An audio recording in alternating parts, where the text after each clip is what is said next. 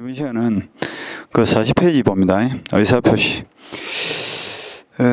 대충 이론을 조금 보고 나서 문제를 한번 풀어봅시다. 먼저 법률행위를 하기 위해서는 당사자 목적 의사표시가 필요한데, 의사표시는 뭐 내면적 의사를 외부적으로 표시한 합성이다, 합성어다 하는 건 다 알고 있고요. 그 다음에 의사표시를 할 때는 어떻게 해야 제대로 된 의사표시입니까? 의사표시가 일치되어야 되고 의사결정에 하자가 없어야 되겠죠. 이런 것을 정상적 의사표시다 이렇게 표현합니다. 정상적 의사표시를 하면 그 결과는 뭐가 될까? 유효 이러면 되겠다. 그런데 의사표시가 일치되지 않는다든지 의사결정에 하자가 있는 것을 우리가 비정상적 의사표시인데 네 가지가 있죠. 비진이 표시가 있고 또 통정 허위 표시도 있고 착오도 있고 사기 강박도 있다. 그죠? 요 네 가지를 비정상적 의사표시다. 비정상적 의사표시라면 그 결과도 어떻게 된다? 무효가 되든지 아니면 취소 가능이 되겠죠. 그죠? 그리고 우리가 평소에 연습한 대로 비진이 표시는 원칙은 유효인데 알았거나 알 수 있을 때는 무효가 된다. 통정의 표현은 서로 짜고 하는 거기 때문에 처음부터 무효가 되고, 착오는 의사표시 불일치를 본인 자신도 모르고 한 거니까 요거는 취소 가능이고, 사회강박도 취소 가능이다 이렇게 연습했다. 그런데 이 의사표시가 가는데 무효 취소는 전부 다 상대적 무효 취소이기 때문에 반드시 어떤 말에 따라한다? 선의의 3자에게는 대항하지 못한다. 선의의 3자에게는 무효 취소를 주장할 수 없다. 즉 말해서 선의의 3자는 보호가 된다 이런 뜻이죠. 그러니까 의사표시의 하자와 관련된 3자는 다르게 표현하면 뭐라? 보호 대상의 3자다 이런 뜻입니다. 선의의 3자는 보호 대상이 됩니다. 여기까지가 뭐 기본적인 내용이죠. 그리고 비진부터 이제 쭉 보시면 될 거예요. 그리고 우리 그림 그릴 때도 요거는 뭐야? 의사표시가 일치되고 요거는 의사표시가 일치되지 않고 뭐 이렇게 연습했죠. 그죠? 근데 그 불일치 사실을 표시는 알고 있는데 상대방이 모르고 있으면 거래 안전을 위해서 원칙은 유효다. 근데 상대방도 알았거나 알 수 있었을 경우에는 무효가 된다. 근데 의사표시 불일치를 둘 다 알고 하면 요거는 뭐 통정의 표시로서 무효되고, 의사표시 불일치를 표의자가 모르고 하면 그거는 뭐 착오로서 취소가 되고, 의사표시가 일치된다 할지라도 이 의사를 결정하는 과정에서 사기나 강박이 개입됐다면 의사결정 자체가 애당초 잘못됐기 때문에 요거는 취소 가능이다. 이렇게 연습했죠. 그죠? 요 그림도 생각이 나죠. 이렇게 이제 보시면 돼요. 그래서 비진이 의사표시, 이거 일본에 보니까 진이 아닌 의사표시를 다른 말로 비진이 의사표시라고 하는데, 이거는 의사표시 불일치를 표의자가 알고서 하는 겁니다. 그리고 생각나는 것이 뭐예요? 그림이죠. 그림. 병원에 친구가 입원을 했다. 병문안을 갔다. 그림을 갖고 싶어 한다. 근데 내가 입장에서는 진정으로 그림을 줄 생각은 없어요. 근데 친구가 하도 소원을 하니까 죽고 나면 대받아 가야지 생각하고 겉으로는 주겠습니다 이렇게 약속을 했죠. 근데 나는 진정으로 그림을 정리할 생각이 없다는 걸 잘 알고 있습니다. 근데 상대방은 그걸 모르고 있단 말이야. 그러면 상대방 보호를 위해서 이 정리는 일단은 뭐다? 유효니까 재건 재모 발생하고 그림을 넘겨주면 소유권을 취득한다. 근데 어리 병원에 병이 나와가지고 퇴원을 하는 거야. 퇴원하는 과정에서 병원비가 부족하니까 그 그림을 매매를 통해서 제3자 병에 팔았죠. 그죠? 4월 1일 날. 그리고 퇴원한다는 소식을 듣고 갑이 을을 찾아와서 그림을 돌려도 을은 뭐래요? 나는 모르고 받았으니까 못 돌려주겠다. 그러면 갑이 그림을 대받아오고 싶으면 요 정리 계약을 무효로 만들어야 되는데, 무효로 만들어 가면 갑 스스로가 정리를 할 당시에 을이 내가 진정으로 그림을 줄 생각이 없다는 것을 알았다 또는 알 수 있다 하는 것을 무효를 주장하는 갑이 입증을 해야 돼. 입증을 해내면 이 계약이 무효가 되고 따라서 소유권 취득이 무효가 되니까 그림을 대받아올 수 있고, 입증을 못하면 그냥 을이 소유권을 취득해버린다 이런 뜻이죠. 반대로 해서 가면 을은 어떤 경우에는 보호가 된다? 선의 무과실인 경우는 보호가 된다 이런 뜻이죠. 그 다음에 입증을 해서 이것이 무효가 됐다 칩시다. 무효가 되더라도 이 무효는 무슨 말이야? 상대적 무효이기 때문에 병한테 가서 무효를 주장했을 때 병은 나는 몰랐다라고 주장해버리면 또 그림을 대받아올 수 없지. 그러면 갑이 또 뭘 입증해야 될까? 병이 악이라는 것을 입증을 해야 돼요. 그래서 항상 무효를 주장하는 자가 제3자가 무효를 악이라는 것을 입증을 해야 됩니다. 그리고 을이 선임무하실 때는 병은 악이라도 보호가 되죠. 을이 선임무하시려면 을이 완벽한 소유권을 지다하니까 완전한 소유자로부터 매매를 통해서 넘겨받은 사람은 선악을 불문하고 소유권을 지다하는 거야. 단 을이 선임무하실이 아니라서 보호가 안 될 때 병은 선이라면 보호가 되고 악이는 보호가 안 된다는 뜻이지, 을이 선임무하실로서 을이 완전한 소유권을 지도해버렸다면 이때는 병의 선이악이를 따질 필요 없습니다. 언제나 보호가 되니까. 여기까지가 우리가 평소에 봤던 비진이 여사부시의 기본 이론이죠. 비진이. 원칙은 유효인데 예외적으로 상대방이 알았거나 알 수 있었을 때는 무효가 되고, 이 무효는 상대적 무효이기 때문에 선의 3자에게는 대하지 못한다. 그 말을 알고 있으면 되고요. 그 다음 적용 범위는 우리가 저번에 외운 적이 있죠. 공주가 음수표에는 단독으로 할 수 없다. 이렇게 했다. 그죠? 공주가 음수표 행위는 단독으로 할 수 없다 할 때 단독 X가 무슨 말이에요? 상대방 없는 단독 행위였죠. 그래서 상대방 없는 단독 행위는 비진이 여사포시 원칙 조항은 적용되는데 단서 조항이 적용되지 않는다. 그죠? 단서가 뭐예요? 상대방이 알았거나 알 수 있었을 경우는 무효를 한다. 이 조항인데, 상대방이 없는 단독에는 상대방이 알았거나 알 수 있었을 경우가 논리성이 있을 수 없어. 상대방이 없으니까. 따라서 비진이 여사포시 중에서 단서가 적용될 수 없고 상대방이 알았거나 알 수 있을 경우 무효가 된다 하는 조항은 상대방 없는 단도에는 적용될 수 없고, 따라서 무효가 될 수 없으니까 언제나 유효다. 이렇게 연습했다. 그죠? 그 부분 좀 챙겨 놓으시고, 여기까지 일단 보고 문제를 풀읍시다. 문제를 풀고 나서 다시 통정의 표시 보고 문제를 풀고 이런 식으로 하겠습니다. 자, 문제 45페이지를 봅니다. 1번 문제. 의사표시와 관련된 설명으로서 틀린 것은 동기는 동그라미치고 의사결정에 선행하여 그 원인이 된 심리적 과정이므로 줄치고 원칙적으로 법률적인 의미가 없다 줄치고, 이건 왜 무슨 말이냐면 동기는 마음속에 있는 것이기 때문에 의사표시가 아니다 이런 뜻이에요. 따라서 우리가 원칙적으로는 고려할 필요가 없다는 뜻이죠. 우리는 의사표시부터 이제 민법의 출발선이기 때문에 의사의 동기는 고려할 필요 없다. 그러니까 동기란 말이 이런 뜻이죠. 갑이라는 사람이 땅을 팔려고 내놨는데 을이라는 사람이 짐을 짓고 싶어. 집을 지을 생각으로 3월 1일 날 그 땅을 매매를 한 거야. 그럼 이 매매 계약을 맺게 된 매수인 을의 동기가 뭡니까? 건축을 하는 거죠. 여기 동기예요. 여기 동기라고. 근데 갑의 입장에서는 을이 왜 땅을 사는지 알아 몰라. 이 사람이 밝히기 전까지는 을이 왜 땅을 사는지 갑은 알 수가 없고, 따라서 거래 안전을 위해서 그 동기는 계약의 내용으로 본다 안 본다? 안 봅니다. 따라서 동기에 착오가 있더라도 그거는 원칙적으로 착오로 보지도 않습니다. 그래서 이제 땅을 샀고 5월 1일 날 등기를 넘겨봤는데 그 땅은 그린벨트로 묶여가지고 건축을 지을 수 없다라고 그래. 그럼 우리 갑을 찾아와서 사실은 내가 건축을 하기 위해서 땅을 샀는데 건축을 못하게 됐으니까 이 매매계약을 취소합시다. 돼야 안 돼요? 그건 안 되는 거지. 만약에 그걸 인정해버리면 매도인이 무슨 잘못이 있냐고. 매도인은 을이 왜 땅을 샀는지 알 수가 없는데, 그래 보면 거래 안전이 심대하게 침해를 받을 수 있다고. 그래서 거래 안전을 위해서 그 동기가 표시되기 전까지는 동기는 계약의 내용으로 보지도 않고 우리가 고려할 대상도 아니다 이 말입니다. 그런데 을이 계약을 맺는 과정에서 건축을 한다는 동기를 밝혔어. 밝혀버리면 갑도 뭐예요? 을이 건물을 짓기 위해 땅을 산다는 사실을 알고 땅을 팔았고, 그쯤 되면 땅값을 책정할 때도 돈을 많이 받든지 뭐 조건을 까다롭게 붙이겠죠.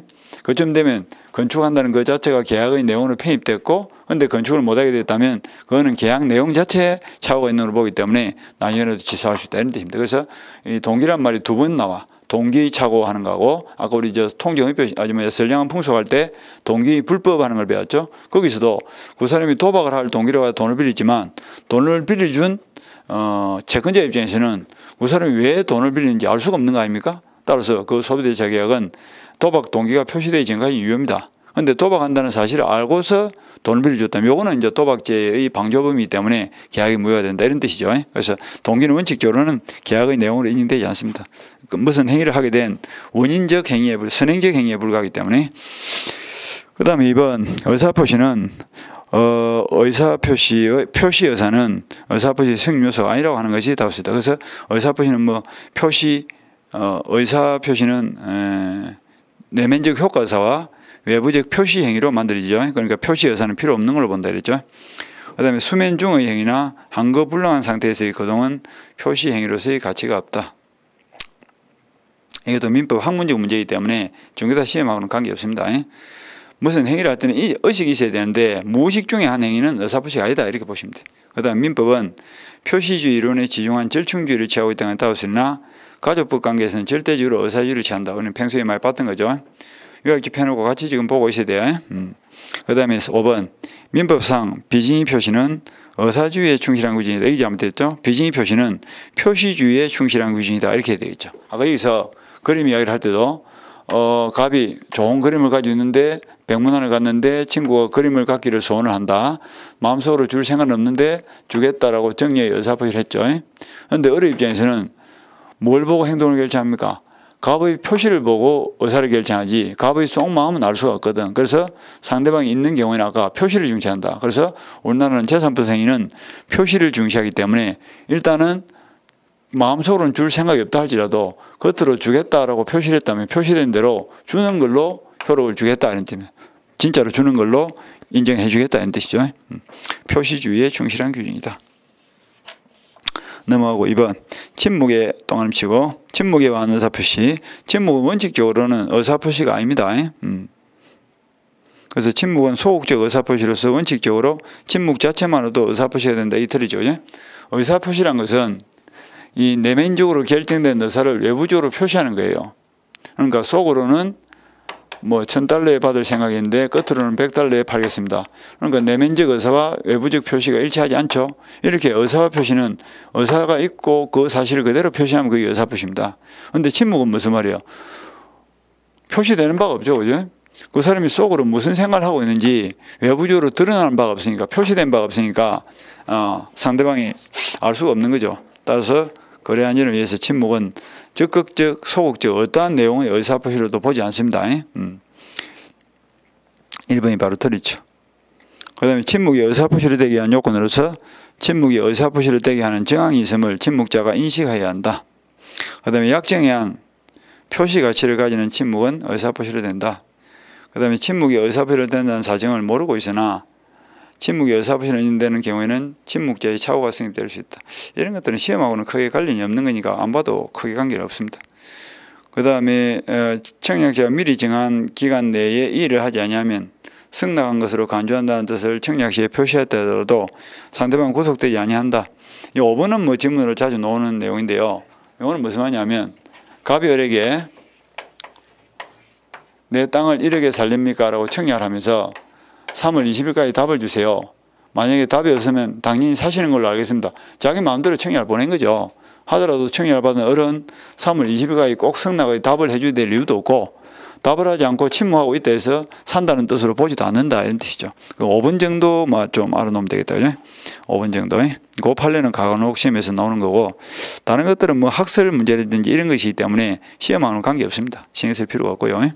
그 다음에 3번 비진의 표시에 관한 설명으로서 틀린 것은 요 1번 판례가 우리가 평소에 봤던 거 맹의를 빌려준 자 뭐 이런 말 나이죠. 사립학교 교직원 이야기죠. 평소에 우리 사립학교 교직원 이야기 했죠. 갑이라는 사립학교 재단이 있습니다. 뱅이라는 은행에 돈을 빌리러 갔더만 은행에서 학교 재단법상 대출 한도를 초과해서 학교 재단 이름으로 돈을 못 빌려드립니다. 이래 된 거야. 그러니까 학교 이사장이 이 학교 교직원을 부른 거지. 그러니까 당신 이름으로 돈 좀 빌리십시다. 이래 된 거야. 그런데 어른 입장에서는 돈을 빌려주고 맹의를 빌려주고 싶어 싫죠. 그죠? 그렇지만 그 당시 상황에서는 맹의를 안 빌려주면 큰 불이익을 당할 것 같아. 그래서 싫지만 속으로 맹의를 빌려주자 의사를 결정했고 빌려드리겠습니다 라고 표시를 해서 어리 은행에 가서 어의 이름으로 대출을 받고 그 대출 받은 돈은 학교 재단이 사용을 했습니다. 금전은 갑이 사용한 거야. 나중에 은행에 와가지고 얼보 돈 갚아라 이래 된 거죠. 어른 하는 말이 나는 진정으로 맹의를 빌려줄 생각이 없었는데 빌려주겠다라고 표시했을 뿐이고 의사 표시가 불일치하고 그 사실을 나도 알고 있었고 그리고 은행도 알았거나 조금만 신경 썼으면 알 수 있었을 정황이 있기 때문에 요거는 무효다 라고 주장하니까 우리 판례가 뭐랬다고? 그 대출 행위는 진이란 것은 진정으로 원한다는 뜻이 아니다. 그 대출 약정을 할 당시에 당신의 생각이 진정으로 빌려줄 생각은 없다 할지라도 그 당시의 상황에서는 빌려주는 것이 최선이라고 생각해서 빌려주기로 의사를 결정했고, 그리고 결정된 대로 표시했다면 요거는 진위가 수반된 대출 약정이기 때문에 상대방이 알았건 몰랐건 관계없이 의사와 표시가 일치되기 때문에 언제나 유효고, 따라서 맹인자 네가 책임을 지라 하는 게 우리 판례다. 그죠? 그래서 요거를 인정하지 않는 거예요. 그래서 진이란 진정으로 원한다는 뜻이 아닙니다. 진정으로 원하지는 않았지만 할 수 없이 빌려주겠다. 이거는 말이 안 맞단 말입니다. 진정으로 원하지 않지만 할 수 없이 빌려주겠다라고 의사를 결정했다 할지라도 그거는 속으로 생각하는 것과 겉으로 드러나는 것이 일치하기 때문에 여기 진이다 이런 뜻입니다. 그래서 진이란 진정으로 원한다는 뜻이 아닙니다. 그래서 대출 절차상 편의를 위하여 명의를 빌려준 자가 채무 부담 의사를 가졌더라도 그 의사표시는 비진의 표시다. 틀리죠? 자기가 진정으로 빌려줄 생각 없더라도 빌려주겠다라고 결정을 했고 빌려드리겠습니다라고 표시를 했다면 요거는 내 명의로 빌린 계약에 대해서 채무 부담 의사가 있다고 보기 때문에 이거는 진의로 봅니다. 비진의 표시다. 틀리죠? 사례밖에 교직한 이야기예요. 그 다음에 비진의 표시에 관한 규정 원칙적으로 상대방 있는 단독행위는 적용이 됩니다. 그리고 상대방 없는 단독행위도 원칙적으로는 적용이 됩니다. 그런데 예외 조항이 적용이 되지 않는 거죠. 그 다음 매매계약에서 비진의 표시는 상대방이 선의이며 가실이 없는 경우에 하나의 유효다. 그래서 아까 말한 대로 그림을 받기로 한 을이 선의무가 실을 때는 유효, 악의 또는 가실이 될 때는 무효가 되겠죠. 사직의 여사가 없는 사기업 근로자가 사용자의 지시로 줄치고, 그거는 무슨 말이냐면 이것도 평소에 우리가 볼 때 퇴직금 중간정산 이야기죠. 갑이라는 회사에 의뢰한 근로자가 있는데 있어. 근데 그 회사는 5년 단위로 퇴직금을 중간정산을 합니다. 5년째가 되니까 회사 사장이 을을 보고 사익세를 내라. 그래서 이제 사장이 지시를 하니까 어쩔 수 없이 사익세를 냈습니다. 근데 그 사익세를 낸 근로자의 행동을 보니까 속으로는 그만둘 생각이 없어요. 근데 그 겉으로는 그만두겠습니다라고 표시를 했을 뿐이고, 이러한 의사 표시 불일치를 근로자만 알고 있는 게 아니라 지시를 한 사장도 그만둘 생각이 없다는 것을 알았거나 알 수 있었을 경우에 해당되기 때문에 그 사익세 제출 행위는 유효다 무효다?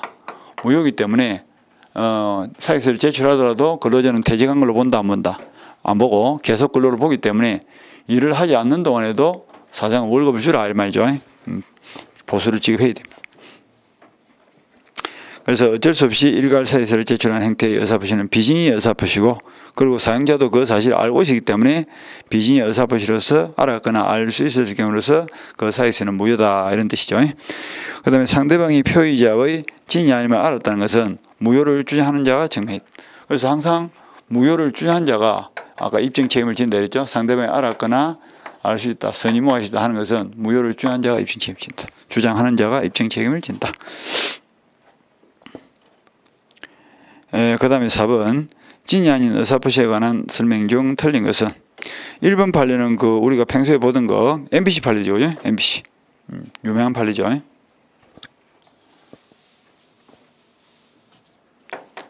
갑이라는 MBC 주주들이 있고 을이라는 신군보가 있는데 80년대 이야기죠. 저녁 식사를 초대했고 가니까 이 종이를 한 장 주는데 주식 포기각서 적어놓고 도장 찍으라 이래요. 근데 주의들 입장에 도장 찍고 싫죠. 근데 안 찍으면 오한이 닥칠 것 같아. 그래서 마음속으로 뭐라고? 도장을 찍기로 의사를 결정하고 도장 찍었습니다. 그리고 이제 주식을 국가로 기부를 한 거예요. 근데 그 뒤에 87년 이후에 민주화가 되니까 이 주주들이 주식이 이제 아까운 거죠. 그래서 국가를 상대로 주식 반환 청구 소송을 제기했죠. 그러면서 이제 갑이 주장한 바가 나는 진정으로 주식을 포기할 생각이 없었다. 그런데 강압에 의해서 주식을 포기한다라고 표시했을 뿐이고 그 사정을 나만 알고 있는 게 아니라 국가도 알았거나 알 수 있었을 경우니까 그 주식은 정리계약 자체가 무효니까 돌려달라 하니까 대법원에서 말했다고 진이란 것은 진정으로 원한다 원하지 않는다를 따지는 것이 아니다. 진정으로 원하지는 않았지만 그 당시 상에서는 주식을 포기하는 것이 최선의 방법이다 생각을 하고 의사를 결정했고, 그리고 의사를 결정한 대로 네 마음으로 네가 생각한 대로 표시를 했으니까 이건 의사와 표시가 일치되는 진이 아니냐. 그래서 진이로서 정리를 한 것이기 때문에 설령 상대방이 알았건 몰랐건 관계없이 이 주식 포기는 언제나 유효다. 이러면 주식의 정리행위는 언제나 유효다. 따라서 반환을 허용하지 않겠다는 겁니다. 그래서 표의자가 정리하기로 하고 그에 따른 정리의 의사표시를 한 경우에도 끊고, 이게 뭐죠? 마음속으로 정리하기로 결심을 하고 그에 따라서 정리하겠습니다라고 의사표시를 했다면 이거는 진이다 비진이다? 진이죠. 진이기 때문에 뭐 정리하는 자가 관계를 뺏긴다고 생각할 때는 진이 아닌 의사표시가 성립한다. 들리죠? 진이 아닌 의사표시가 아닙니다. 이건 진입니다. 진이기 때문에 반환 청구를 못합니다. 그 다음에 2번 아까 봤죠, 그죠? 상대방이 알았거나 알다는 것은 무효를 주장한 자가 입증 책임을 지고요. 3번도 봤죠? 사례밖에 교정은 이야기죠. 그래서 자기 명의로 대출을 받을 수 없는 뭐 사례받기를 위해서 사례받기 교정은 갑이 명의를 빌려줬다 하더라도 갑의 여사는 비진이가 되지 않죠. 진이기 때문에 책임을 져야 되겠죠. 그 다음에 선의 삼자로부터 다시 전득한 자는 전득 시에 악이었더라도 악의 삼자가 아니다. 이거는 말이 조금 안 맞고요. 악이 삼자가 아니다가 아니고 전득 시에 악이었더라도 보호가 된다. 이래야 정확한 표현이 되겠죠. 좀 표현을 바꾸는 게 좋겠다. 그죠? 이 문제를 내면서 조금 오류가 있었네.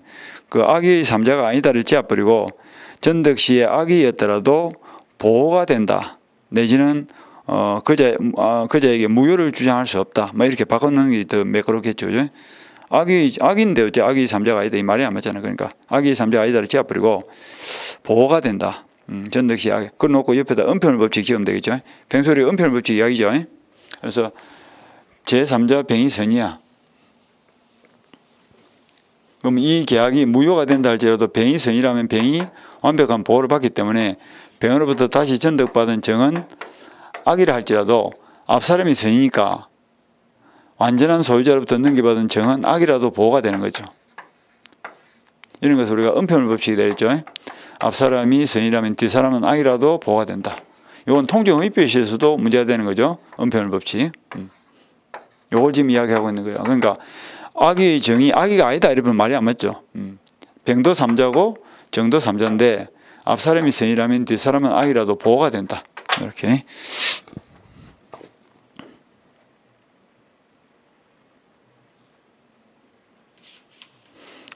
그 다음에 그 5번 질문은 중개사하고는 크게 관계없습니다. 채권법상 문제이기 때문에 채무회생 및 파산에 관한 법률상 관계인 집회에서 회생 계획안에 대한 동의 또는 부동의 의사표시는 진이 아닌 의사표시에 관한 규정은 적용될 수 없다. 이거는 뭐 사법상 문제가 아니고 집단적 의사결정의 문제이기 때문에 비진이가 적용되지 않는다는 판례인데 이거는 뭐 중개사하고는 관계없으니까 크게 신경 쓸 필요가 없습니다. 그 판례는. 그래서 그 나중에 그 밑에 그 해설을 한번 읽어보세요. 그래서 집단적인 그 의사결정을 하는 부분에 있어서는 적용되지 않습니다. 그리고 우리가 공주가 할 때 주도 뭐예요?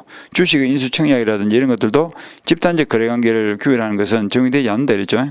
그런 거고 따라서 이것도 표시된 대로 언제나 효력이 발생합니다. 개별적인 사직은 봐주지 않습니다. 그 다음에 넘어가서 5번을 봅니다. 진이 아닌 의사표시에 관한 설명 중 옳지 않은 것은 공무원이 그러면 딱 줄치면 되죠. 공주가에 걸렸죠. 공무원에 대한 것은 적용이 돼야 하는데 그 뒤에는 읽어볼 필요도 없죠. 그래서 공무원이 사직을 의사표시를 했다면 그거는 뭐 속마음이 어떻게 됐든 언제나 표시된 대로 효력이 발생한다 이러면 되죠. 공무원, 공주가. 그 다음에 2번 대리인이 진이 아닌 의사표시를 한 경우에 대리행위의 의사와 표시의 불이치는 대리인의 진위를 기준한다. 그것도 맞는 말이죠. 그죠? 그래서 이건 나중에 의사표시 대리에서 배울 건데 대리행위에서의 하자 유무는 대리인을 기준으로 판단한다. 근데 만약에 이번 지문도 대리인이 진이 아닌 의사표시를 한 경우를 할지라도 본인의 지시에 따라 생일을 했다면 이건 뭐라? 본인의 기준으로 판단한다. 이렇게 말만 바꿔주면 되겠죠. 그 다음에 비진의 의사표시는 진위와 표시의 불이치 사실을 표의자가 알고 있어야 되겠죠. 그 다음에 진이 아닌 의사표시는 이제 혼인은 이 뭐야? 공주가 할 때 가가 뭐야? 가족부상법률행위죠. 요거는 언제나 무효입니다. 가족부상법률행위는 진위가 중요하기 때문에 표시된 대로 효력을 발휘하지 않고 이는 처음부터 무효되고 상대방이 알았건 몰랐건 관계없이 무효입니다. 따라서 이것도 비진이 의사표시에 적용이 안 되는 것들이죠. 그 다음에 5번 진이 아닌 의사표시에서 진이란 동그라미 치고 진이란 특정한 내용의 의사표시를 하고자 하는 표의자의 생각을 말하는 것이지 표의자가 진정으로 마음속에서 바라는 사항을 뜻하는 것은 아니다 이래야 되겠죠. 바라는 사항을 뜻하는 것이다 들었죠. 요 5번은 중요한 개념이니까 잘 챙겨 놓으시고 요약식 펴놓고 그 개념의 줄을 쳐가면서 보세요.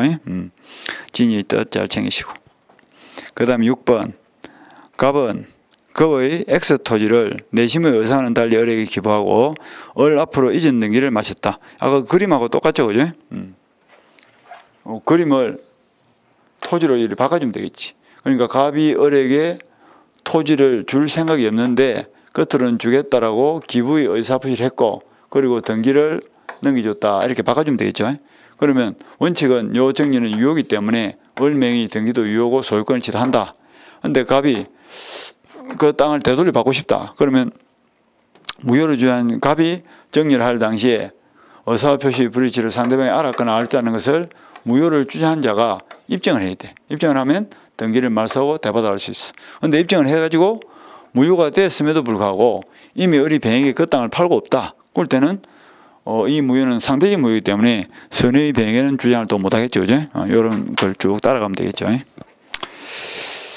그래서 갑의 의사표시는 무효이므로 벌써 틀리죠. 갑의 의사표시는 원칙은 유효입니다. 그래서 을이 갑의 진위를 몰랐더라도 소유권을 취득할 수 없다 들었죠. 그래서 을이 갑의 진위를 몰랐다면 그리고 모르는데 가실이 없다면 그거는 유효다 틀렸고요. 2번 갑의 의사표시는 단독행위이므로 비진의 의사표시에 관한 법리가 적용되지 않는다. 이것도 틀렸죠. 정리는 계약이지 단독행위가 아닙니다. 그 다음에 3번 갑의 진위에 대한 을의 악의가 증명되어서 X 토지의 소유권이 갑에게로 회복되면 을은 갑에게 그로 인한 손해배상을 청구할 수 있다. 이건 아니죠. 그죠? 비진의 의사표시는 손해배상 불법행위가 아니죠. 따라서 손해배상이라든지 재무불이행 문제는 발생하지 않습니다. 그래서 손해배상 문제는 적용되지 않는다. 그 다음에 4번 을이 통상인의 그리고 무효가 되어버리면 처음부터 계약을 암행으로 되기 때문에 그거는 뭐 손해배상 문제가 발생할 일도 없죠. 주고받은 거는 전부 다 부당이득으로 다 돌려주면 끝이죠. 그 다음에 4번 을이 통상의 주의만 기울여서도 갑의 진위를 알 수 있었다면 그건 뭐야? 알았거나 알 수 있었다 이 말이죠. 알 수 있다면 뭐가 돼? 그 매매계약, 저 정리계약이 무효가 되기 때문에 을은 X토지 소유권을 취득할 수 없다. 이는 맞는 말이죠. 그 다음 5번 을로부터 X토지를 매수하여 이전 등기를 격려한 병은 뭐야? 제3자죠. 갑의 진위를 몰랐더라도 무슨 말이야? 선이다 말이죠. 그러면 선의 병에는 대항을 해야 못해요. 그래서 설령 갑이 을이 알았거나 알 수 있다는 걸 입증했다 할지라도 그 무효는 상대적 무효니까 병이 선이라면 보호가 된다 이래. 보호가 되니까 갑은 병을 상대로 그 등기를 말소 청구한다고 한다. 말소 청구를 못하니까 소유권을 가져갈 수가 없죠. 그래서 갑이 소유권은 여전히 갑에게 있다 이게 잘못됐죠. 몰랐으면 병이 소유권을 취득한다. 거기까지 보시고 그 다음에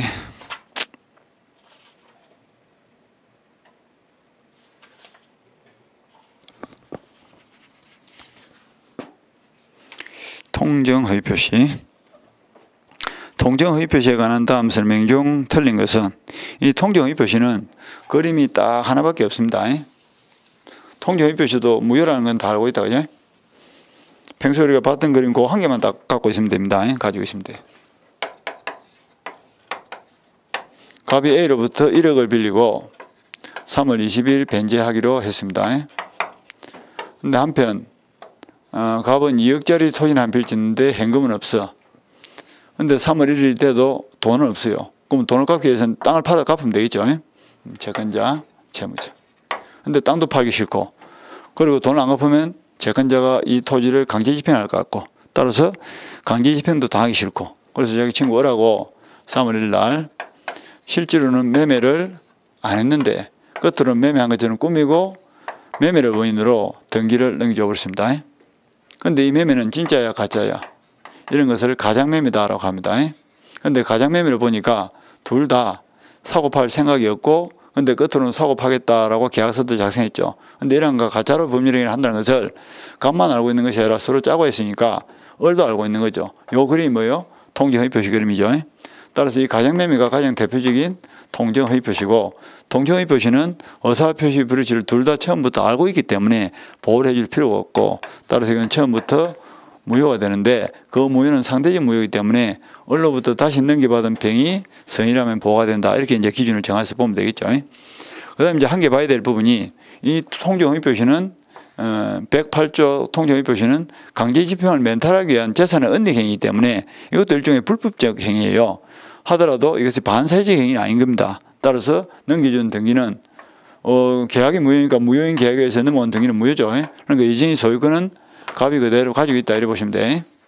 그러면 소유자 갑이 그 등기를 말소 청구하고 땅을 되돌려받을 수 있느냐 하는 건데, 이 통정허위표시는 무효지만 103조 선량한 풍속에 어긋나는 무효는 아니다 말이야. 따라서 주고받은 것이 불법 은인급여가 아니기 때문에 갑은 언제든지 이 등기를 말소하고 돌려받을 수 있는 부당이득 반환 청구를 할 수가 있는 거예요. 그리고 을도 보관하고 있다가 돌려줘야 되는데 그걸 안 돌려주고 어떻게 했다? 4월 1일 날 자기 명의로 등기가 된 것을 결해서 자기 땅인 것처럼 매매를 통해서 제3자 병에게 팔았는데, 등기를 넘겨받은 병은 매매를 할 당시에 그 을의 등기가 무효라는 사실을 모르고 살 수도 있고 알고 샀을 수도 있죠. 그런데 이 무효는 무슨 무효야? 아까 상대적 무효니까 선의 3자는 당연히 보호가 되고 악의 3자는 보호가 안 된다 이렇게 보면 되죠. 따라서 이 갑이나 을은 이 선의 3자를 상대로 해서 무효를 주장할 수 없어요. 대항을 못한다 하는 말 그런 뜻이에요. 그러니까 이제 구조가 이렇게 되겠죠. 한동안 시간 지낸 데 가서 갑이 을 보고 땅을 돌려달라. 을이 팔고 없다. 그러면 갑이 병을 찾아갈 거 아닙니까? 가서 또 설명을 하겠죠. 을의 등기가 무효고 따라서 소유자 아닌 자로부터 넘겨받은 니도 소유권을 취득할 수 없으니까 돌려달라 하니까 병은 나는 모르고 샀으니까 못 돌려주겠다. 버티겠죠. 버티면 땅을 찾아가고 싶은 갑이, 즉 무효를 주장하는 자가 제3자 병이 알았다는 것을 입증을 해야 됩니다. 입증을 해내면 땅을 되받아갈 수 있고, 입증을 못하면 땅을 못 찾아간다 이렇게 생각하면 되죠. 그리고 제3자 병은 선이면 보호를 받는 것이지 선이 무과실일 필요는 없습니다. 무과실까지 요구하지 않습니다. 그리고 병이 또 파는 거야. 요 정을 우리가 전덕자 이렇게 표현했죠. 이 전덕자도 넓은 의미에서는 3자입니다. 그러니까 선이라면 당연히 보호가 되니까 이건 더 이상 볼 필요가 없고요. 문제는 악이죠. 앞사람 병은 선인데 뒷사람 정은 악이다. 이때도 아까 보호가 된다 했죠. 이게 아까 말한 대로 뭐야? 은편의 법칙이죠. 은편의 법칙. 앞사람이 선이라면 뒷사람은 악이라도 보호가 되는 거예요. 굳이 비유를 하자면 갑이 병을 상대로 주장하는 요 무효를 화살에 비유하자면 병이 선이라면 그 화살을 매어낼 수 있는 방패가 있기 때문에 보호가 되고, 악이라면 방패가 없으니까 보호가 안 된다 이런 논리입니다. 똑같아. 정도 선이라면 자기 스스로 보호장치를 가지고 있기 때문에 누가 오든지 나는 막아낼 수가 있는 거예요. 그런데 악인은 보호장치가 없으니까 죽어야 되는데 다행스럽게 앞사람 병이 선이더라 이 말이죠. 앞사람 병이 선일 때는 앞사람 병이 갑으로부터 날아오는 화살을 막아주니까 선의 병 뒤에 있는 정은 병 뒤에 숨어서 보호를 받는다. 그래서 이 숨어서 보호받는다 이래가지고 이걸 은편의 법칙이다 이렇게 이름을 붙인 겁니다. 그림도 보시고, 그 다음에 A를 보호하는 방법을 봅시다. 재건자 A가 3월 20일 날 이제 돈 받으러 왔죠. 근데 갑은 이미 3월 1일부로 전 재산을 친구한테 다 빼돌려 버리고 재산을 다 은닉하고 오기를 기다리고 있죠. 그래도 오니까 또 뭐 알아서 하세요. 그래서 A가 조사를 해보니까 3월 1일부로 등기는 넘어왔는데 암만 봐도 매매대금 2억이 갑의 계좌로 입금된 바가 없어. 그럼 내가 A라면 갑걸이 서로 짜고서 땅을 빼돌리구나, 재산을 은닉했구나 의심들죠. 그럴 때는 A가 요 매매 계약을 취소할 수 있습니다. 그래서 누구 자격으로? 채권자 자격으로 취소를 한다라고 해서 이걸 채권자 취소권이다라고 하는데, 일반적 취소와 달리 이거는 반드시 소송을 해야 돼. 일반적 취소는 계약을 맺은 당사자가 취소를 하죠. 근데 이거는 계약의 당사자가 아닌 채권자가 제3자의 자격에서 채권자와 채무자와 3자 사이에 맺은 계약을 깨는 거기 때문에 남의 계약을 함부로 깨면 안 되죠. 그러니까 소송을 거쳐서 깨라. 그리고 정당한 이유가 있을 때만 법원의 판결에 의해서 깰 수 있는데, 그 소송에서 A가 갑과 을이 서로 짜고서 재산을 은닉했어. 재산을 은닉하고 나를 해치는 목적으로 땅을 빼돌렸다 하는 걸 입증해야 돼. 그래서 우리가 이걸 사회행위다 이렇게 표현하죠. 그죠? 사회행위란 것은 거짓으로 채권자를 해치는 목적으로 법률행위를 했다 하는 것을 입증을 해야 돼. 입증을 해내면 법원의 판결에 의해서 가장매매 계약이 취소가 되고, 취소된 법원의 직권에 의해서 등기가 말소되고, 가백으로 등기가 돌아오면 A가 그 등기를 압류해서 강제 집행해서 돈을 받아야 한다. 이런 논리입니다. 이런 것을 채권자 지소권이다 이렇게 표현을 합니다.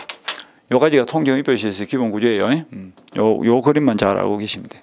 자, 봅니다. 7번 문제. 통정 허위표시에 관한 설명으로서 틀린 것은, 통정 허위표시는 당사자 간에는 무효지만 선의 3자에게는 효력이 발생한다. 그대로 읽으면 되겠죠. 통정 허위표시는 당사자 사이에서는 무효지만 선의 3자에게는 그대로 효력이 발생한다. 그 다음에 2번, 통정 허위표시를 기초로 새로운 예강을 맺은 3자는 선의 3자 자신이 증명하여야 한다. 이게 틀리죠. 선의 3자는 등기를 하고 있으면 선의로 추정되기 때문에 자기 스스로 입증을 할 필요가 없고, 그래서 입증 책임은 아까 무효를 주장한 자가 입증해야지 3자 스스로가 선의라는 걸 입증할 필요는 없죠. 2번이 틀리고요. 3번, 통정허위표시로서는 무효지만 당사자 사이의 합의에 의해 철회할 수 있고, 채권자 지속권 줄치고 요건을 갖추었다면 지속권 행사할 수 있다. 이 채권자 지속권 논리에 안 맞기 때문에 계속 시험에서 물어보는 거예요. 논리적으로는 요 가장매매 계약이 무효니까 무효인 계약을 취소한다는 건 말이 안 맞잖아요. 취소란 것은 일단 유효인 계약을 깨는 건데, 요거는 채권자를 보호하려다 보니까 논리에 안 맞지만 채권자 지속을 인정해서 요걸 계약을 깨버려야 등기가 가반대로 돌아오지, 그죠? 그럼 계약을 안 깨면 가반 A는 보호가 안 되니까. 그래서 논리에 안 맞지만 채권자 보호를 위해서 갑과 을 사이 계약을 지속권 행사할 수 있다. 그 다음에 4번, 통정허위표시는 합동행위와 상대방 없는 단독행위 거의 다 줄치고, 합동행위, 상대방 없는 단독행위 적용되지 않습니다. 그건 왜 그러냐면 상대방이 없으니까 통정 자체가 안 되겠죠.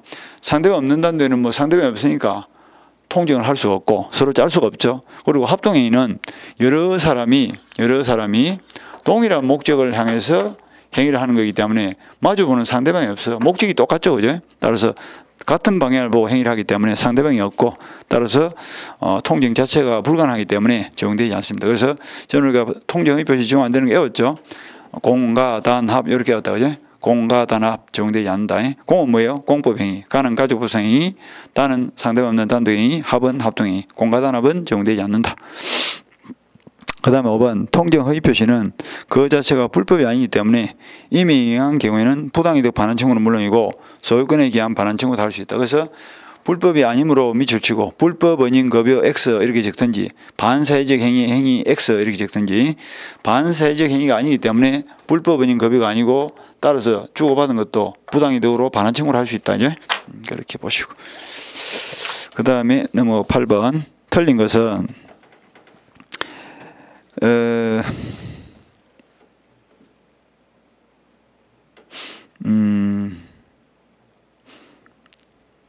이거는 이제 4번 지문부터 먼저 봅시다.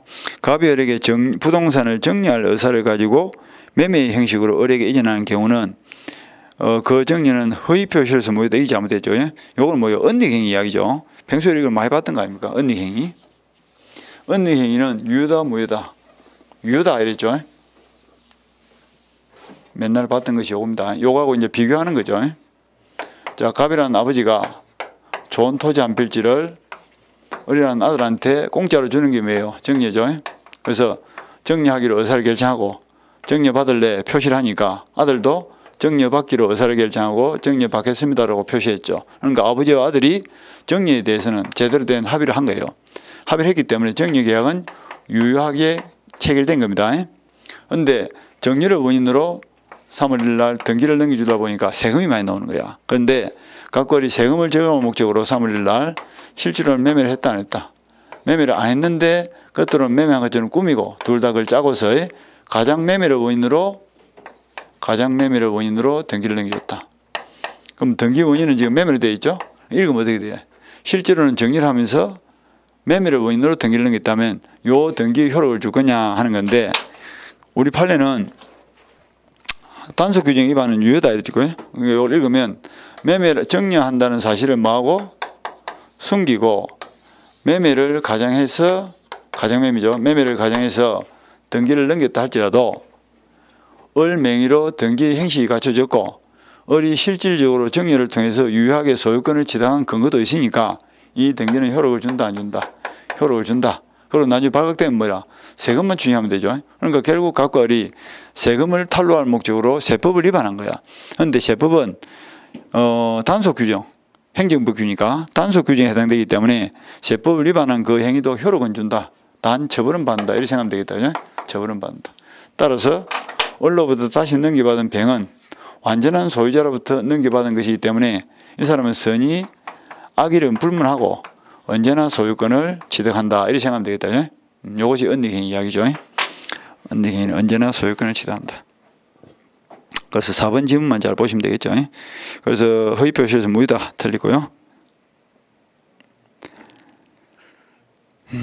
그 다음에 그 5번 판례는 실제 엄상의 권리를 취득하게 할 의사 없이 단지 채권자들에 의한 채권 추심이나 강제 집행을 피하기 위한 약속원 발행행위는 통정의 표시다. 이는 뭐 여사와 표시가 일치하지 않고 가짜로 행위를 한 거니까. 그 다음에 3번하고를 봤죠. 그죠?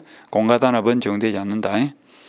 그 다음에 대리인이 상대방과 허위 표시를 한 경우에는 본인에 대해서 허위 표시 무효를 주장할 수 있다. 그러니까 하자 유무는 대리인의 기준을 판단하고 대리인이 허위 표시를 했다는 것이 입증이 되면 효과는 본인한테 들어가기 때문에 무효는 본인을 상대로 주장하면 되겠죠.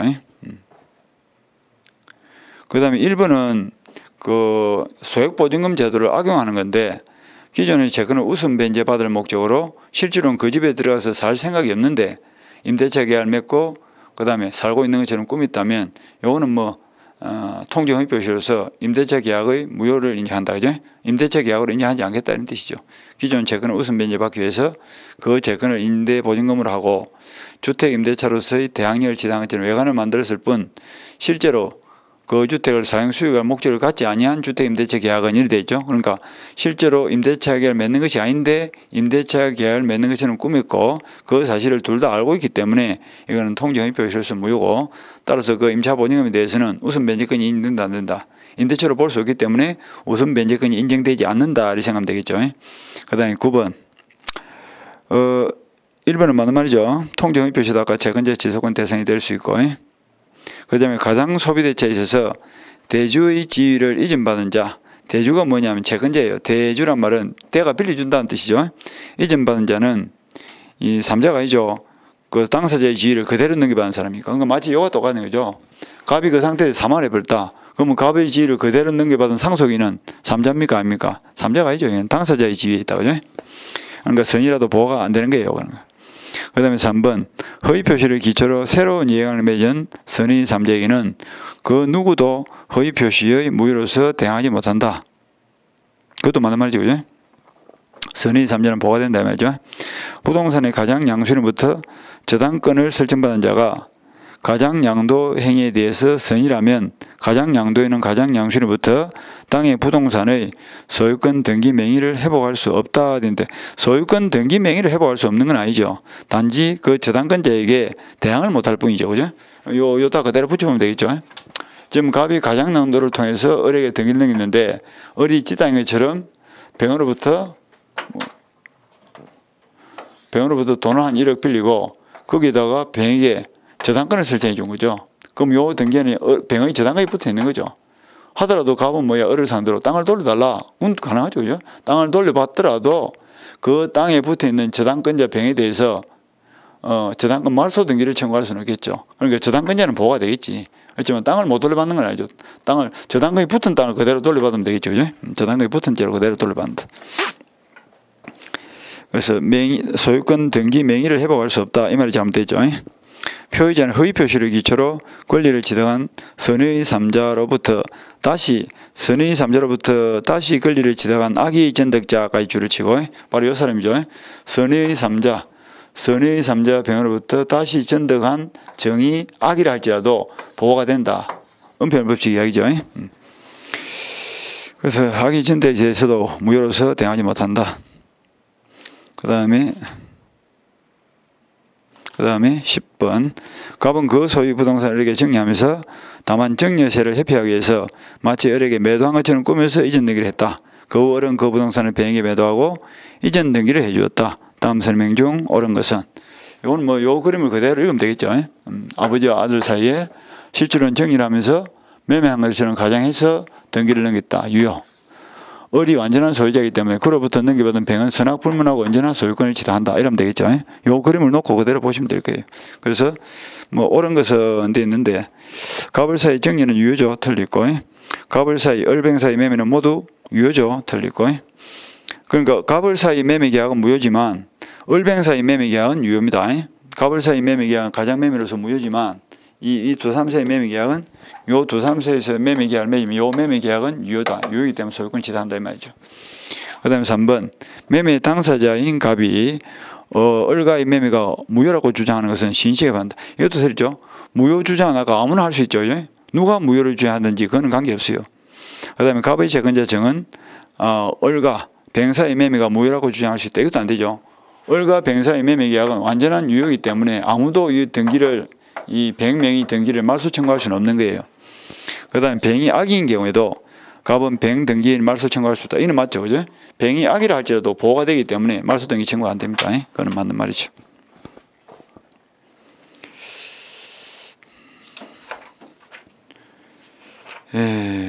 그 다음에